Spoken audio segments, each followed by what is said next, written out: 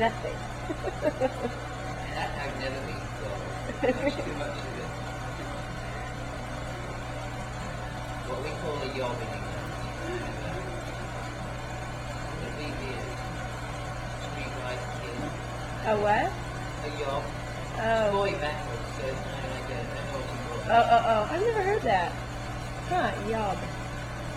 Kind of mischievous boy. I like Little that. troublemaker.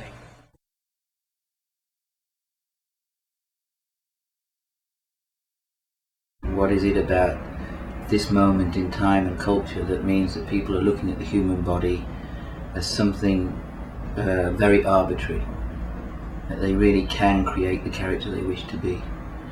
And are they creating a character because they want to be that character, or because they don't want to be the one they are? Sometimes I think people change in order to refuse the given character and shape, rather than to become the other one. And sometimes it's absolutely a rejection of a stereotype. It's the first time we've had dominion over evolution and over the shape and potential of where the mind lives. That's a huge change. It's probably the beginning of the change from being a clever animal into being a human being, or a humane being, a consciously aware, choosing consciousness, a mind that says, this is how I would like to be carried around, instead of I have no choice.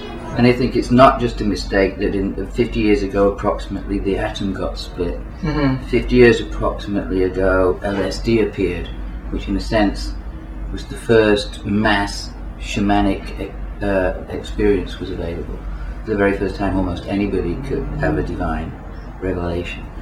And the same with the technology of medicine too, which all three go together, I think, to the possibility of consciousness, attitude, and the human body being forever changed, which would change the species. That's why I think it's so important.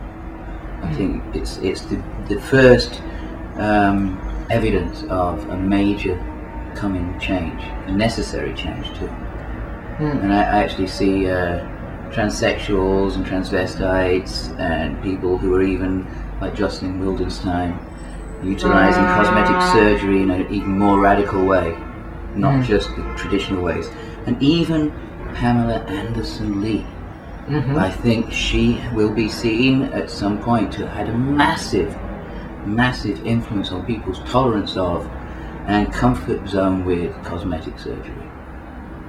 I really do. I think Baywatch, surprisingly, will be remembered for its generation of tolerance of cosmetic and artificial body alteration. And we had the tattoos and the piercings, and it's also part of that same deep need in people to get back to a real relationship with the body as well. If we construct ourselves, then the self can be anything we want it to be.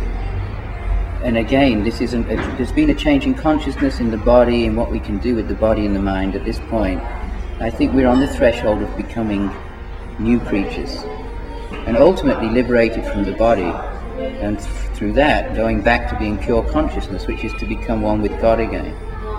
And there's an argument that I tend towards, which is that each human being is a tiny bit of God understanding how it became self-conscious, and that we will all ultimately become God again, and this time God will be aware of itself and will have experienced everything possible to experience, and will become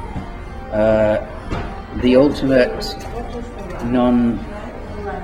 non-gender specific, non-species specific liberated being. And that's why gender and body shape and all these other things are significant. They represent our waking up to change and our waking up to our deeper self. And as in all times of great change and a radical shift in a species, there's conflict between the old species and the new form of the species. Just as at one time those 3.5 million year old semi-humans didn't make it because perhaps they only ate one kind of food and that disappeared and they died. The other ones, who were probably the freaks that could eat everything and ran around hitting things with stones, ended up being the ones who survived to this day. So I tend to assume that the minorities that challenge all preconceptions are the precursors of an evolutionary shift, a species change. And that's why I'm fascinated with all the possible indicators on the street, in fashion and in presentation and in the gradual demolition of gender, because I see them as incredibly important signifiers of a spiritual and evolutionary alteration. If I'd have known I was doing this, I would have shaved my legs. This is not good. Nope. Shave your leg. We never washing them like to wax your leg. Oh, I don't like that very much. It hurts. This is kind of novel.